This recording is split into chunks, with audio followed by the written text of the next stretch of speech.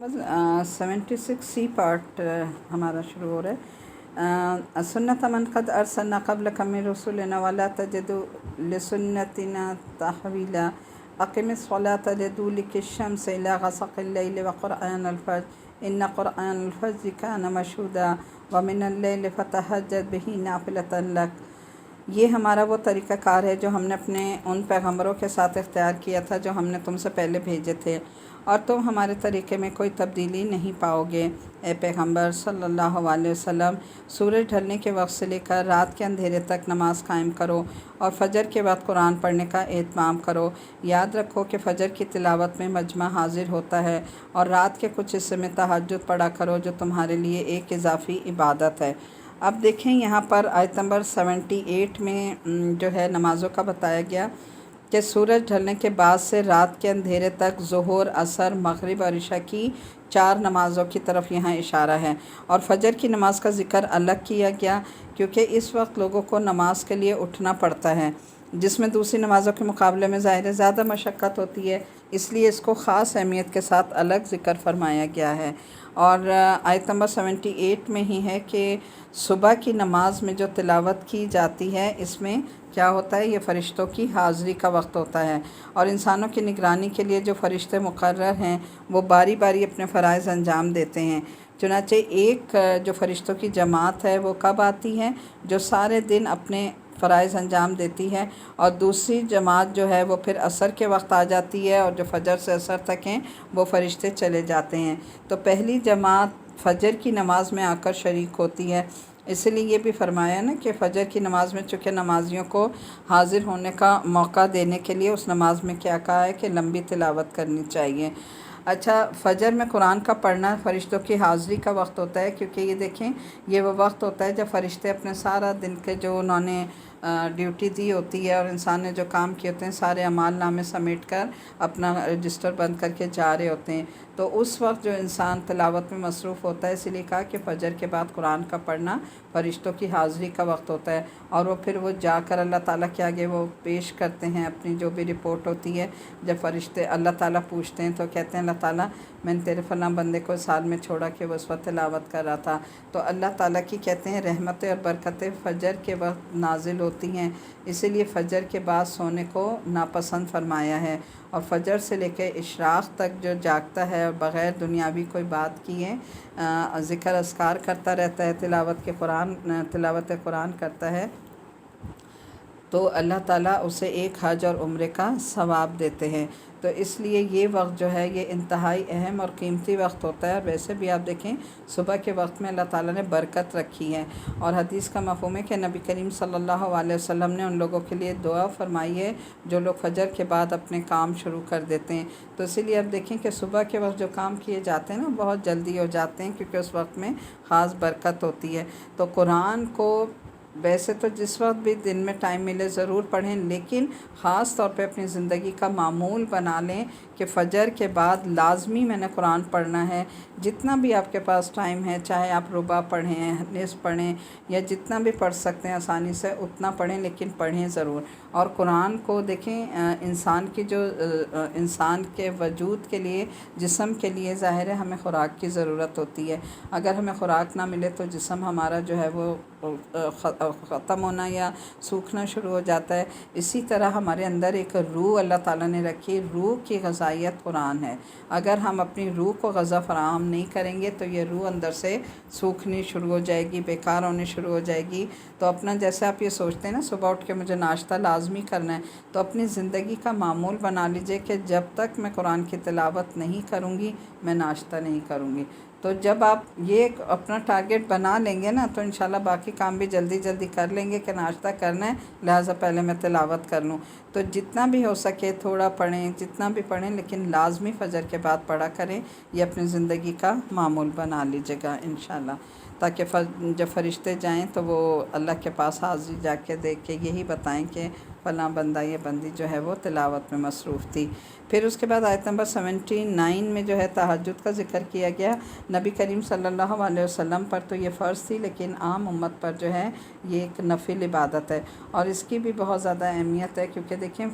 تہجد کے وقت کہتے ہیں جو یہ آخری وقت ہوتا ہے نا رات کا، اس وقت اللہ تعالیٰ خود پہلے آسمان پر آتے ہیں اور صدا دیتے ہیں کہ ہے کوئی میرا بندہ جو مجھ سے بخشش مانگے، ہے کوئی جو مغفرت مانگے، ہے کوئی جو بخشش مانگے تو میں اس کو عطا کروں۔ عام حالات میں ہماری سارے جو روٹین کے معاملات ہیں ان کی رپورٹ فرشتے لے کر جاتے ہیں، لیکن یہ وہ وقت ہوتا ہے ڈائریکٹ ڈائلنگ کا کہ اللہ تعالیٰ ڈائریکٹ اپنے بندے سے ہم کلام ہوتے ہیں۔ تو اس وقت کو ضائع نہ کریں، خصوصاً آج کل آپ دیکھیں عام دنوں میں کیونکہ شیطان جو کھلے ہوئے ہوتے ہیں نا شیاطین، تو اس وقت اٹھنا بہت مشکل ہوتا ہے رات کا اٹھنا۔ لیکن جو لوگ عادی ہیں اللہ انہیں بنا دیتا ہے عادی بھی، لیکن رمضان میں کیونکہ شیاطین قید ہوتے ہیں تو آج کل اٹھنا بہت آسان ہوتا ہے۔ تو سحری کے لیے تو اٹھنا ہوتا ہے، تھوڑا سا ذرا 10-15 منٹ پہلے، آدھا گھنٹہ پہلے اٹھ جائیں اور کم از کم ایٹ لیسٹ 2 نفل تو لازمی پڑھ لیں، اور اس وقت رو رو کے اللہ تعالیٰ سے دعائیں مانگیں۔ اور یہ وقت بھی ایسا ہے کہ جس وقت ہمیں ذہن میں یہ رکھیں ہمارا ٹارگیٹ کیا تھا جسے ہمیں اچیو کرنا ہے،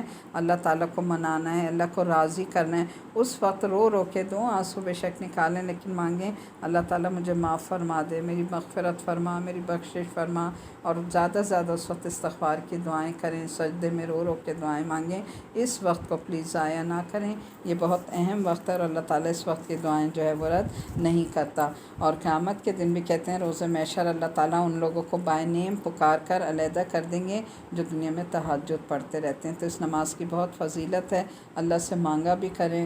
کہ اللہ تعالیٰ یہ نماز ہمیں عطا کر دے اور اللہ ہمیں اپنے عبادت گزار یعنی عابدین بندوں میں سے بنا دے۔ آگے دیکھ لیجیے گا، آیت نمبر 79 سے 82 تک ہے۔ اصحیب اسک ربک مقام محمودا وقل رب ادخلنی مدخل صدق واخرجنی مخرج صدق واجعل لی من لدنک سلطانا نصیرا وقل جاء الحق وزهق الباطل ان الباطل كان زهوقا وننزل من القرآن ما هو شفاء ورحمة للمؤمنین ولا يزد الظالمین الا خسارا۔ امید ہے کہ تمہارا پروردگار تمہیں مقام محمود تک پہنچا دے گا، اور یہ دعا کرو کہ یا رب مجھے جہاں داخل فرما اچھائی کے ساتھ داخل فرما، اور جہاں سے نکال اچھائی کے ساتھ نکال، اور مجھے خاص طور پر اپنے پاس سے ایسا اقتدار عطا فرما جس کے ساتھ تیری مدد ہو، اور کہو کہ حق آن پہنچا اور باطل مٹ گیا، اور یقیناً باطل چیز ہی ایسی ہے جو مٹنے والی ہے، اور ہم وہ قرآن نازل کر رہے ہیں جو مومنوں کے لیے شفا اور رحمت کا سامان ہے، البتہ ظالموں کے حصے میں اس سے نقصان کے سوا اور کسی چیز کا اضافہ نہیں ہوتا۔ اچھا، اب یہاں پر ایک تو یہ دیکھیں کہ یہ جو ہے نا آیت نمبر 79 دیکھ لیجیے گا، مقام محمود کی جو بات ہوئی ہے یہ کیا ہے؟ یہ مقام محمود وہ منصب ہے جو اللہ تعالیٰ نے آپ کو عطا کیا تھا کہ جس کے تحت آپ کو شفاعت کا حق دیا جائے گا، یہاں سے آپ لوگوں کی شفاعت کریں گے۔ آیت نمبر 80 میں کہ جب حضرت صلی اللہ علیہ وسلم مکہ سے مدینہ ہجرت کر کے جا رہے تھے، جو آپ کا مستقل یعنی مستقل آپ کی ایک ٹھہرنے کی جگہ بن گئی تھی، تو کہا کہ جب آپ وہاں داخل ہوں تو آپ یہ دعا پڑھیں، رب ادخلنی مدخل صدق۔ اس میں داخل ہونے سے مدینہ منورہ میں داخل کرنا اور نکالنے سے مکہ مکرمہ سے نکالنا مراد ہے۔ اس لیے یہ دعا ہر اس موقع پر جب بھی آپ میں سے کوئی کسی نئی جگہ پر جائیں، کسی نئے شہر میں نئی بستی میں جانے کا ارادہ ہو یا کوئی نیا کام کرنے کا ارادہ ہو تو پھر اس دعا کا اہتمام کریں۔ اللہ تعالیٰ اس نئی جگہ اس نئے شہر میں آپ کے لیے ایسے مددگار دے دے گا کہ آپ کے بہترین مددگار اور ساتھی بن جائیں گے کہ آپ کو وہاں رہنا مشکل نہیں ہوگا۔ تو اس دعا کو بنا ہائی لائٹ کرنے اور اس دعا کا بہت زیادہ اہتمام کیا کریں۔ کچھ اس میں لوگ یہ بھی بتاتے ہیں کہ جو ڈائبیٹک شوگر پیشنٹ ہوتے ہیں ان کو بھی یہ دعا جو ہے وہ بہت زیادہ پڑھنی چاہیے، اس سے جو ہے ان کو شفا ہوتی ہے۔ اور آیت نمبر 81 میں جو ہے یہ کہا گیا ہے، یہ خوشخبری ہے مسلمانوں کے لیے کہ حق آ گیا اور باطل مٹ گیا۔ تو چنانچہ جب حضرت صلی اللہ علیہ وسلم مکہ فتح کر کے اس میں داخل ہوں اور حرم میں داخل ہو کر کعبے میں بنے ہوئے بت گرائے ہیں، تو اس وقت آپ کی زبان مبارک پر یہی آیت جاری تھی کہ باقل جاء الحق وزاق الباطل ان الباطل کان زہوقا، کہ حق آ گیا اور باطل مٹ گیا، اور یقیناً باطل ایسی ہی چیز ہے جو مٹنے والی ہے۔ اللہ تعالیٰ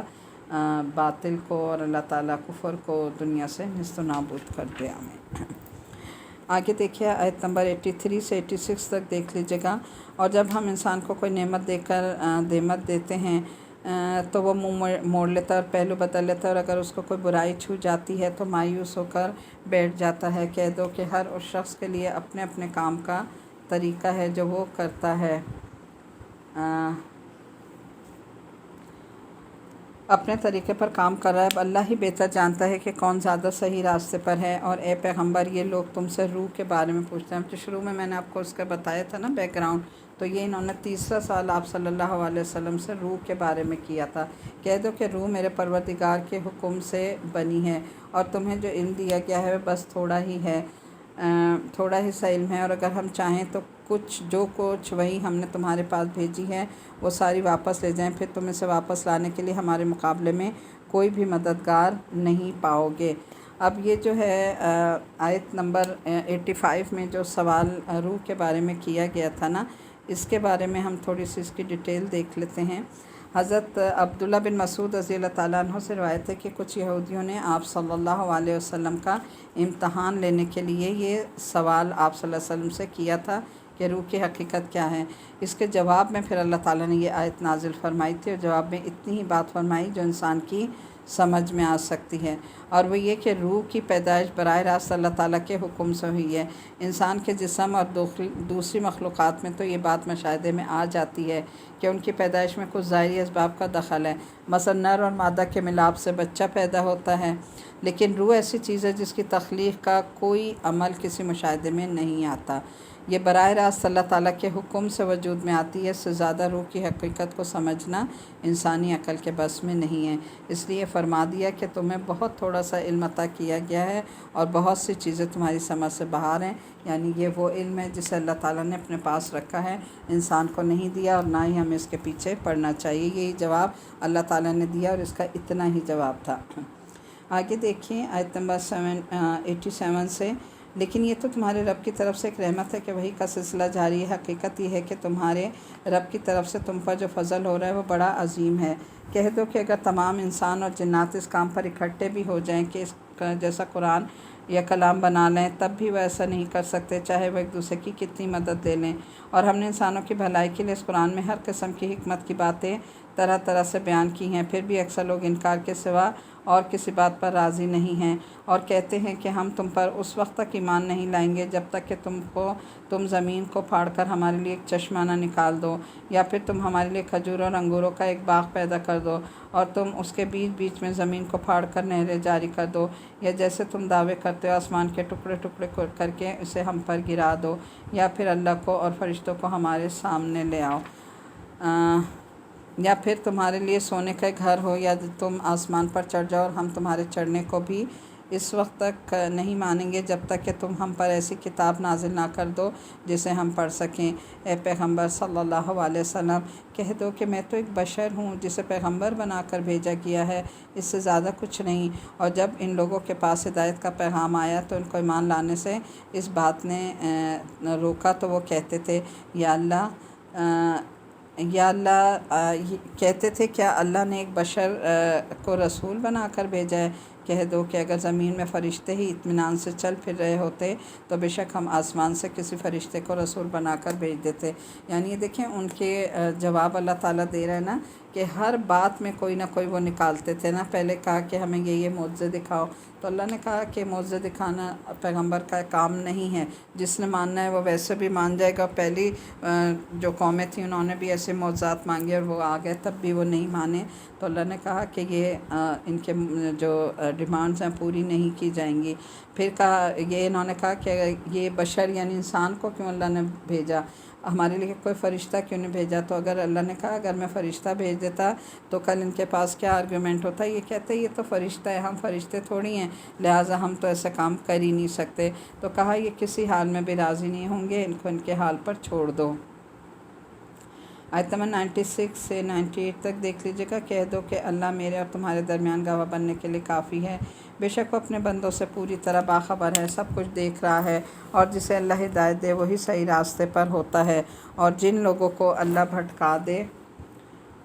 اور جن لوگوں کو اللہ گمراہ کر دے تو اس کے سوا تمہیں کوئی اور مددگار نہیں مل سکتے۔ اور ہم انہیں قیامت کے دن منہ کے بل اس طرح اکٹھا کریں گے کہ وہ اندھے گونگے اور بہرے ہوں گے، ان کا ٹھکانہ جہنم ہوگا، جب کبھی اس کی آگ دھیمی ہونے لگے گی ہم اسے اور زیادہ بھڑکا دیں گے۔ اللہم لا جعلنا منہم۔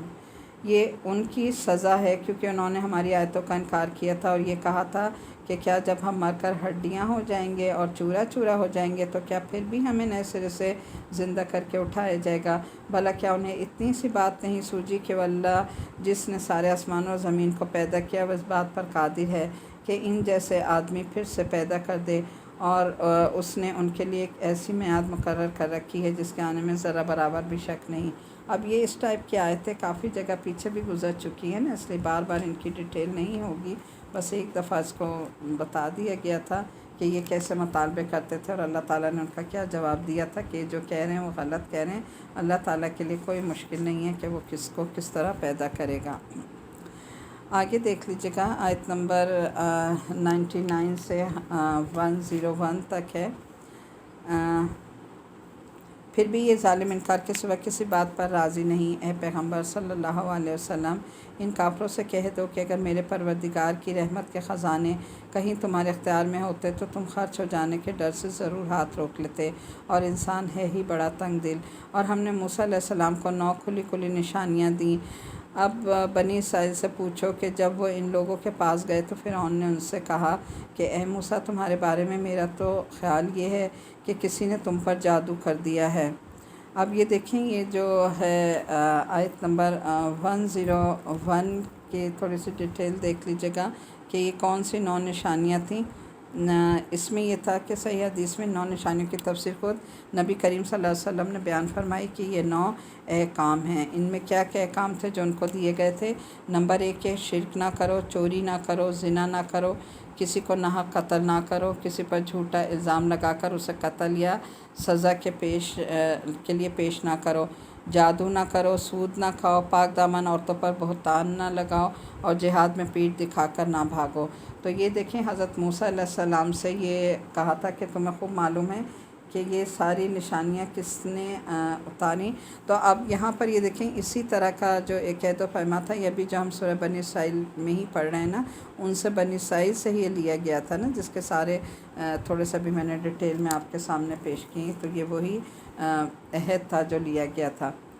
حضرت موسیٰ نے کہا، آیت نمبر 102 سے 107 تک ترجمہ دیکھ لیجیے گا۔ موسیٰ علیہ السلام نے کہا تمہیں خوب معلوم ہے کہ ساری نشانیاں کسی اور نے نہیں، آسمانوں اور زمین کے پروردگار نے بصیرت کے ساتھ نازل کی ہیں۔ اور اے فرعون تمہارے بارے میں میرا گمان یہ ہے کہ تمہاری بربادی آنے والی ہے۔ پھر فرعون نے یہ ارادہ کیا تھا کہ ان سب بنی اسرائیل کو اس سرزمین سے اکھاڑ پھینکے، لیکن ہم نے اسے اور جتنے لوگ اس کے ساتھ تھے ان سب کو غرق کر دیا۔ اور اس کے بعد بنی اسرائیل سے کہا کہ تم زمین میں پھرو، پھر جب آخرت کا وعدہ پورا ہونے کا وقت آئے گا تو ہم تم سب کو جمع کر کے حاضر کر دیں گے۔ اور ہم نے اس قرآن کو حق کے ساتھ ہی نازل کیا ہے اور حق ہی کے ساتھ یہ اترا ہے۔ اور اے پیغمبر صلی اللہ علیہ وسلم ہم نے تمہیں کسی اور کام کے لیے نہیں بلکہ صرف اس لیے بھیجا ہے کہ تم فرمانبرداروں کو خوشخبری دے دو اور نافرمانوں کو خبردار کرو۔ اور ہم نے قرآن کے جدا جدا حصے بنائے تاکہ تم اسے ٹھہر ٹھہر کر لوگوں کے سامنے پڑھو، اور ہم نے اسے تھوڑا تھوڑا کر کے اتارا ہے۔ اچھا، یہ آیت نمبر 106 جو ہے، اس میں اللہ تعالیٰ کیا فرما رہے ہیں؟ وَقُرْآنًا فَرَقْنَاهُ لِتَرْقَاهُ عَلَى النَّاسِ عَلَى مُقْسٍ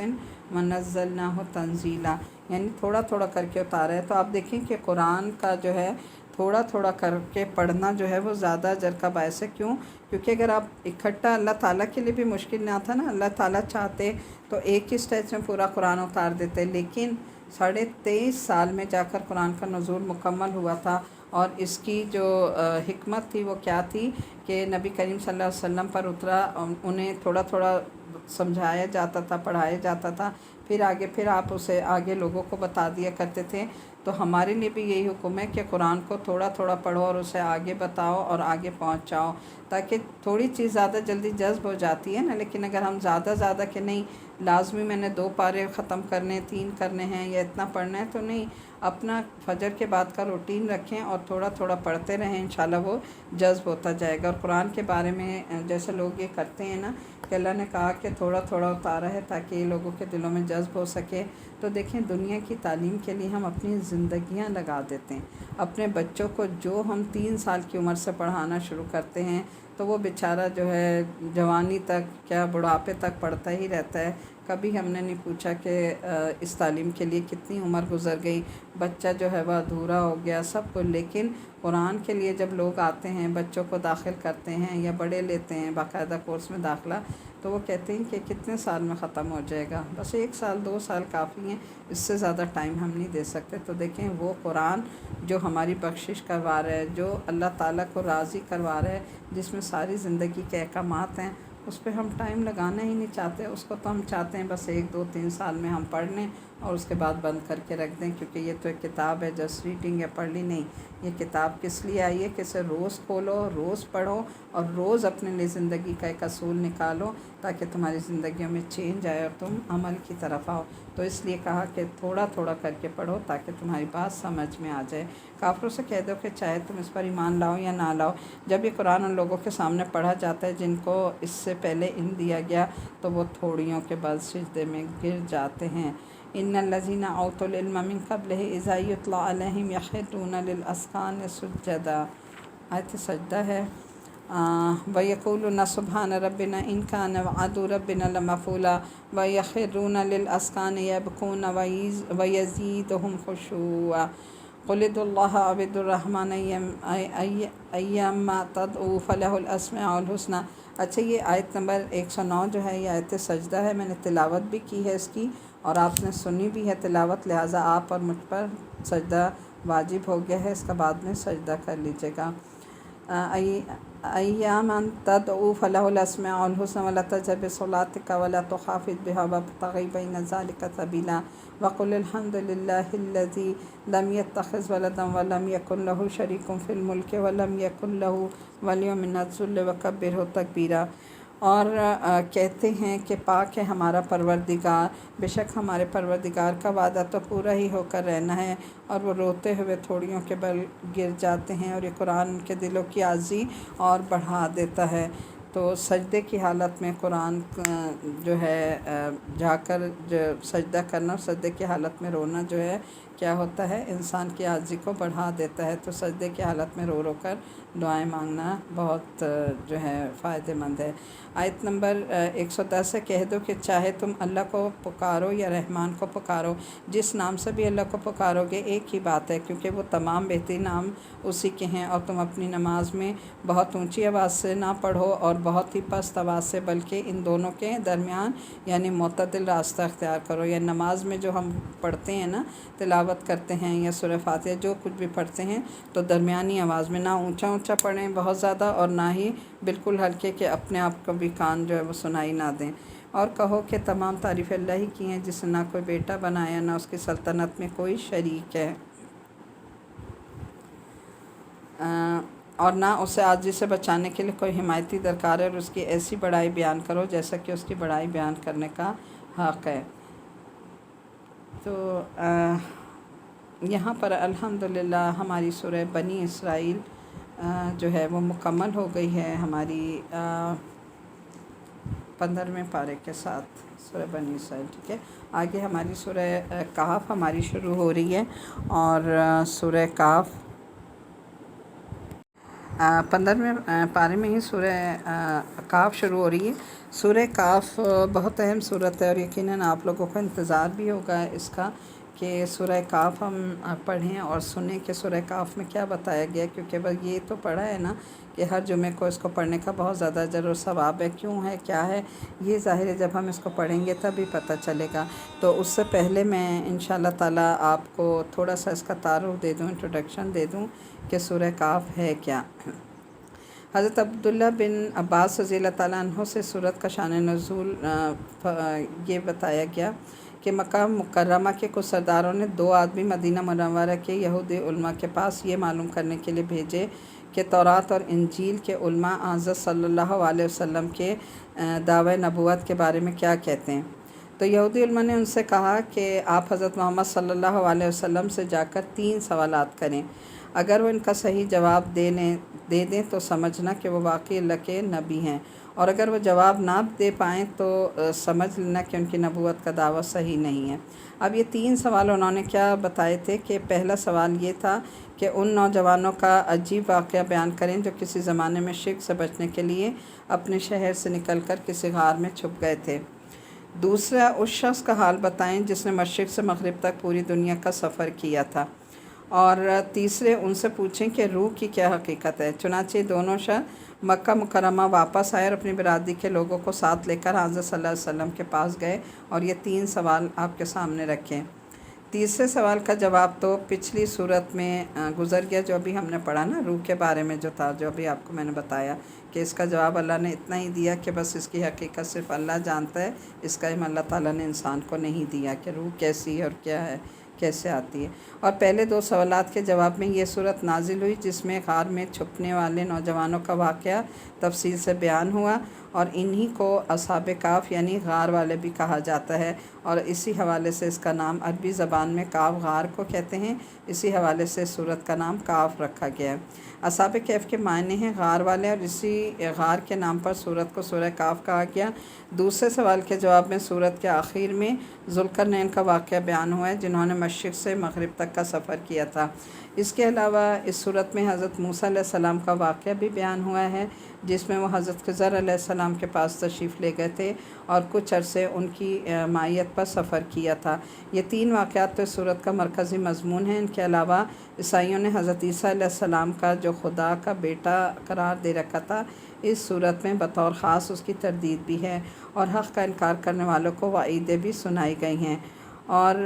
حق کے ماننے والوں کو نیک انجام کی خوشخبری بھی دی گئی ہے۔ سورہ کاف کی تلاوت کے کئی فضائل احادیث میں آتے ہیں، خاص طور پر جمعے کے دن اس کی تلاوت کی بڑی فضیلت آئی ہے، اور اسی لیے بزرگان دین کا معمول رہا کہ وہ جمعے کے دن اس کی تلاوت کا خاص اہتمام کیا کرتے تھے۔ تو انشاءاللہ تعالیٰ جمعے کو جو لوگ پڑھتے ہیں ٹھیک ہے، جو نہیں پڑھتے لازمی جمعے کے دن سورہ کاف کو ضرور پڑھا کریں، اس کی بہت فضیلت ہے، اور اسپیشلی جو پہلی اس کی 10 آیات ہیں کوشش کریں کہ ان کو پڑھیں، اور پڑھنے کے ساتھ زبانی یاد کر لیں، کیونکہ ان کو بھی جو روزانہ پڑھتا ہے سورہ کاف کی پہلی 10 آیات اور آخری 10 آیات، یہ بہت اہم ہے۔ کہتے ہیں وہ دجال کے فتنے سے محفوظ رہے گا، حدیث کا مفہوم ہے۔ تو ان کی بھی اہمیت کو انشاءاللہ تعالی ہم ضرور دیکھیں گے اور پڑھیں گے۔ یہاں تھوڑی سی بات آپ کو ایک میں بتا دوں کہ یہ جو سورہ کاف ہے یہ بھی ظاہر ہے تھوڑی لمبی صورت ہے، ڈیٹیل ہے، بہت میں نے کوشش کی کہ اس کو بہت شارٹ کر کے بتاؤں، لیکن اس میں ایسے پوائنٹ ہیں کہ مجھے خود سمجھ نہیں آ رہی تھی کہ میں کس کو چھوڑوں۔ تو یہ پارہ ہمارا 16 پارہ یعنی سورہ کاف میں مکمل کروں گی 16 پارے تک جا کر سورہ کاف تک۔ اب یہ لیکچر اگر میرا لمبا ہو جاتا ہے تو بے شک آپ اس کو 2 دنوں میں ڈیوائڈ کر کے سن لیجیے گا، تاکہ آپ کو صحیح طرح سمجھ میں آ جائے، یہ پریشان نہ ہو کہ یہ لیکچر تو بہت لمبا کر دیا، اس کے اتنے پارٹ ہو گئے۔ وہ آپ پہ ڈیپینڈ کرتا ہے، آپ کے پاس لیکچر آ جاتا ہے، اب چاہے آپ اسے 2 اسٹیج میں سنیں، 3 میں سنیں، وہ آپ کی مرضی ہے، لیکن میں آپ کو جو ہے اس لیکچر کو ایک ہی اس میں انشاءاللہ تعالی کنوے کروں گی۔ سورہ کاف مکی صورت ہے۔ الحمدللہ الذی انزل علی عبدہ الکتاب ولم یجعل لہ عوجا قیما لینذر باسا شدیدا من لدنہ ویبشر المؤمنین الذین یعملون الصالحات ان لہم اجرا حسنا ماکثین فیہ ابدا وَيُنذِرَ الَّذِينَ قَالُوا اتَّخَذَ اللَّهُ وَلَدًا مَا لَهُم بِهِ مِنْ عِلْمٍ وَلَا لِآبَائِهِمْ كَبُرَتْ كَلِمَةً تَخْرُجُ مِنْ أَفْوَاهِهِمْ إِنْ يَقُولُونَ إِلَّا كَذِبًا فَلَعَلَّكَ بَاخِعٌ نَفْسَكَ عَلَىٰ آثَارِهِمْ إِن لَّمْ يُؤْمِنُوا بِهَٰذَا الْحَدِيثِ أَسَفًا إِنَّا جَعَلْنَا مَا عَلَى الْأَرْضِ زِينَةً لَّهَا لِنَبْلُوَهُمْ أَيُّهُمْ أَحْسَنُ عَمَلًا وَإِنَّا لَجَاعِلُونَ مَا عَلَيْهَا صَعِيدًا جُرُزًا ام حسبت ان اصحاب الکہف والرقیم كانوا من آیاتنا عجبا اذ اوى الفتية الى الكهف فقالوا ربنا آتنا من لدنك رحمة وهيئ لنا من امرنا رشدا۔ صدق اللہ العظیم۔ یہ میں نے اس کی 10 آیات آپ کے سامنے تلاوت کی تاکہ آپ کو پتہ چل جائے کہ یہ 10 آیات انشاءاللہ پڑھنے کا بہت اجر ہے، یہ پڑھا کریں اور ہو سکے تو انہیں زبانی یاد کر لیں اگر ہم چاہتے ہیں کہ دجال کے فتنے سے ہمیں پناہ اللہ تعالیٰ دے۔ یہ مکی صورت ہے، 110 آیتیں اور 12 رکوع ہیں۔ شروع اللہ کے نام سے جو بڑا مہربان نہایت رحم کرنے والا ہے۔ تمام تعریفیں اللہ ہی کی ہیں جس نے اپنے بندے پر کتاب نازل کی اور اس میں کسی قسم کی کوئی خامی نہیں رکھی۔ ایک سیدھی کتاب جو اس نے اس لیے نازل کی ہے کہ کہ لوگوں کو اپنی طرف سے ایک سخت عذاب سے آگاہ کرے، اور جو مومن نیک عمل کرتے ہیں ان کو خوشخبری دے کہ ان کو بہترین اجر ملنے والا ہے جس میں وہ ہمیشہ ہمیشہ رہیں گے، اور تاکہ ان لوگوں کو متنبہ کرے جو یہ کہتے ہیں کہ اللہ نے کوئی بیٹا بنا رکھا ہے۔ اس بات کا کوئی علمی ثبوت نہ خود ان کے پاس ہے اور نہ ان کے باپ دادوں کے پاس تھا۔ بڑی سنگین بات ہے جو ان کے ذمے ان کے منہ سے نکل رہی ہے۔ جو کچھ وہ کہہ رہے ہیں وہ جھوٹ کے سوا کچھ نہیں۔ اب اے پیغمبر صلی اللہ علیہ وسلم، اگر لوگ قرآن کی اس بات پر ایمان نہ لائیں تو ایسا لگتا ہے کہ جیسے تم افسوس کر کر کے ان کے پیچھے اپنی جان گھلا بیٹھو گے۔ یقین جانو کہ روئے زمین پر جتنی چیزیں ہیں ہم نے انہیں زمین کی سجاوٹ کا ذریعہ بنایا تاکہ لوگوں کو آزمائیں کہ ان میں کون اچھا عمل کرتا ہے، اور یہ بھی یقین رکھو کہ روئے زمین میں جو کچھ ہے ایک دن ہم اسے ایک سپاٹ میدان بنا دیں گے۔